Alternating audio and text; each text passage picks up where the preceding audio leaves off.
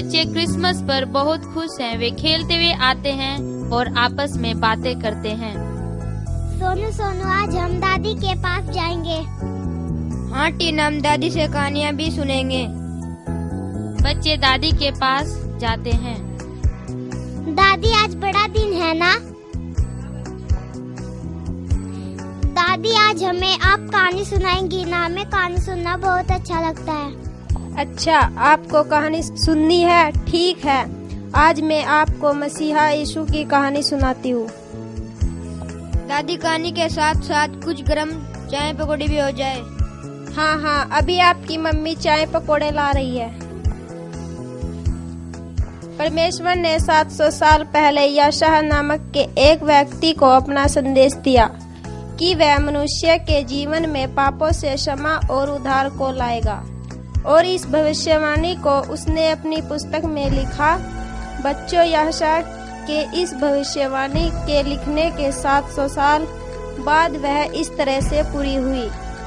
इस्राएल के गलील के नासरत नगर में मरियम नाम की एक स्त्री रहती थी, जिसकी मंगनी यीशु के साथ हो चुकी थी। मरियम अपने घर में अकेली बैठी है। तभी एक स्वर्गदूत आता है।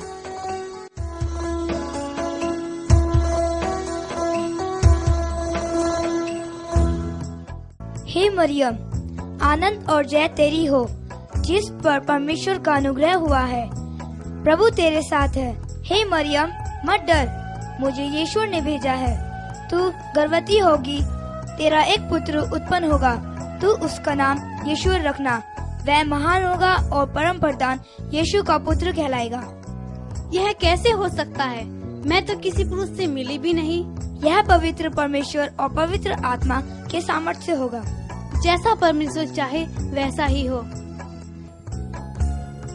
यूसुफ अपने घर में लेटा हुआ है। स्वर्गदूत उसके पास आता है।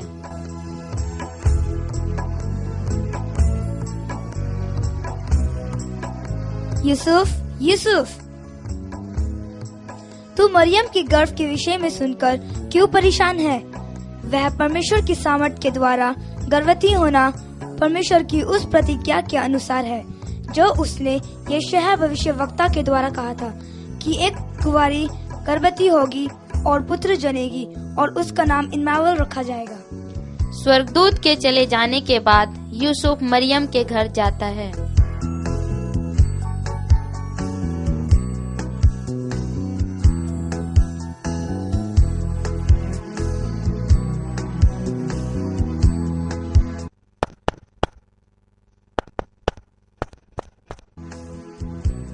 मरियम, मैं हूँ, दरवाजा खोलो। अच्छा, ठीक है।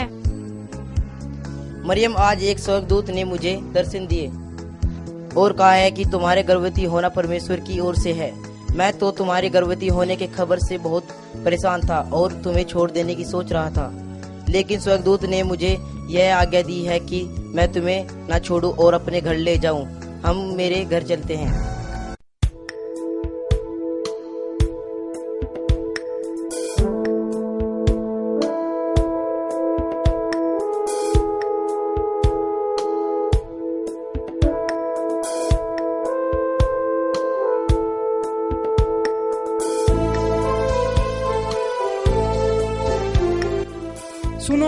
सुनो, महाराज धीराज केसर की ओर से यह आज्ञा है, सभी लोग अपनी अपनी जन्मभूमि में जाकर अपना अपना नाम लिखाए। सुनो। मरियम, हमें यहूदिया के बैतलहम नगर में जाकर नाम लिखवाना पड़ेगा, पर तुम तो गर्भवती हो। क्या तुम इस अवस्था में मेरे साथ चल सकती हो? ठीक है, हाँ, मैं चल सकती हूँ। चलो फिर हम चलते हैं। मरियम और यूसुफ बैतलहम पहुंचकर घर खोजते हैं। नमस्कार, आप कौन हैं? हम गलील के नासरत नगर से आए हैं। हमें यहाँ ठहरने के लिए स्थान चाहिए। मेरे पास तो कोई जगह नहीं है, कहीं और स्थान ढूंढ लीजिए। चलो मरियम, कहीं और स्थान खोजते हैं। मुझे चलने में तकलीफ हो रही है, मैं चल नहीं पा रही हूँ।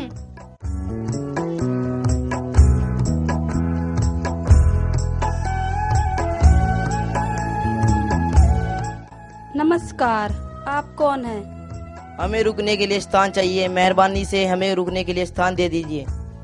माफ कीजिए, मेरे पास तो कोई भी जगह नहीं है, सभी जगह भर चुके हैं। आप कहीं और जाकर स्थान ढूंढिए। चलो मरियम, हम कहीं और स्थान ढूंढते हैं। परमेश्वर हमें जरूर कोई स्थान दिलवा देगा। ठीक है, पर मुझसे अब नहीं चला जा रहा है, मुझे बहुत तकलीफ हो रही है। हिम्मत रखो, चलो इस घर में जाकर पूछते हैं।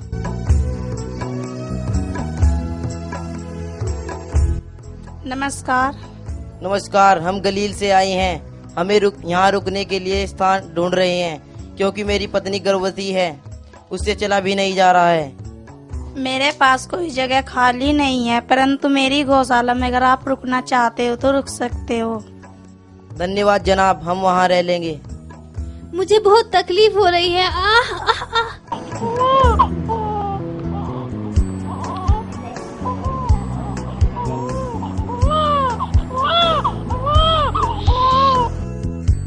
और इस तरह से प्रभु यीशु मसीह का जन्म हुआ। हेरोदेस राजा के दिनों में जब यहूदियों के बैतलहम में यीशु का जन्म हुआ, तो पूर्व से कई ज्योतिषी यरूशलेम में आकर पूछने लगे। महाराज की जय हो। महाराज, आपसे कोई मिलना चाहता है। उनको अंदर भेजो। जो आज्ञा महाराज, आप अंदर जा सकते हैं। महाराज की जय हो। महाराज की जय हो। महाराज, हम ज्योतिषी हैं, हम पूर्व दिशा से आए हैं। महाराज, हमने पूर्व दिशा में एक तारा देखा है और उसी के पीछे चलते चलते यहाँ तक आए हैं। महाराज, हमने जो पूर्व दिशा में तारा देखा है और जिसके पीछे हम यहाँ तक आए हैं, उस तारे के दिखाने का अर्थ है कि एक महान राजा का जन्म हुआ है, और जो तारा हमें इस राज्य तक लेकर आया है, अर्थात उस महान राजा का जन्म स्थान यही होना चाहिए। यहाँ तो किसी राजा का जन्म नहीं हुआ है। क्या आपको ठीक ठीक पता है उस महान राजा का जन्म यही होना था? जी हाँ महाराज, उस महान राजा का जन्म यही होना था। ठीक है, मैं भी हमारे राज्य के विद्वानों और पंडितों से इस विषय में पूछता हूँ। मंत्री जी, विद्वानों को बुलाओ। जी महाराज। शास्त्री जी, मसीह का जन्म कहाँ होना चाहिए? यहूदियों के बैतलहम में उस महान राजा का जन्म होना यह भविष्यवक्ता के द्वारा लिखा गया है। हे ज्योतिषियों। जी महाराज। आप उस राजा के विषय में पता लगाए और पता चलते हमें सूचित करें। जी महाराज।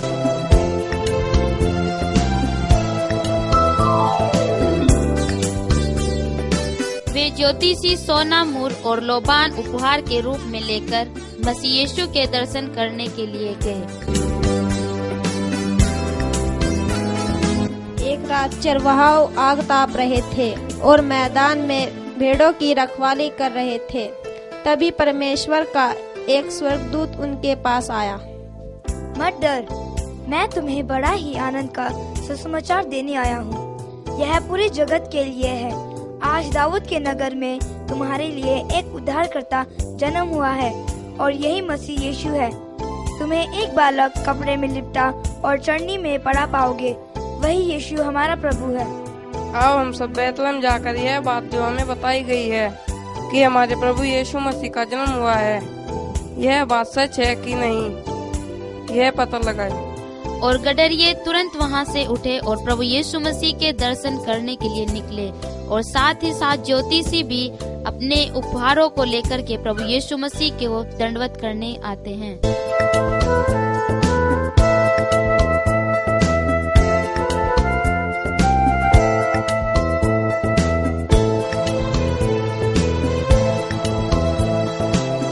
मसीहा के जन्म को 8 दिन पूरे होने पर उसका नाम यीशु रखा गया, क्योंकि वह स्वर्गदूत ने उसके गर्भ में आने से पहले आज्ञा दी थी कि उसका नाम यीशु रखना।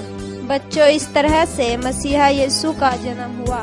वह हम सब को पापों से मुक्ति कराने के लिए इस दुनिया में आए, और हमारे ही पापों के कारण वह क्रूस पर कुर्बान हुए, ताकि हम पापों और शैतान की ताकत से छुटकारा पा सके।